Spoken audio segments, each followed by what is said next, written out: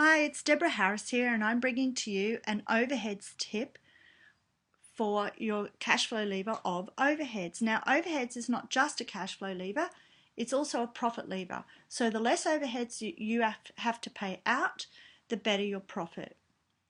And the tip of the day that we have is use online comparison sites to find the best prices for your utilities.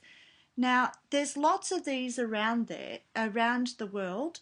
Every country has them. They spring up like crazy. They're probably advertised on television. They're certainly in a lot of media where you can actually go on and get comparisons for your insurance or your electricity, all of your main expenses, and it may even have your gas and so forth. So use these comparison sites. Pretend they're actually an extra team member.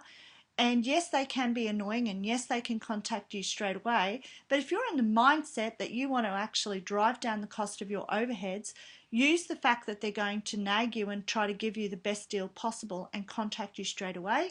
Clear some space, tell them exactly what you want, tell them exactly how much you're paying. Better yet, get a young team member on this. Sit them down, say, I want you to see if you can find $20,000 worth of savings this week. So that's our cash flow tip about overheads and how to use your team members to help drive down your overheads.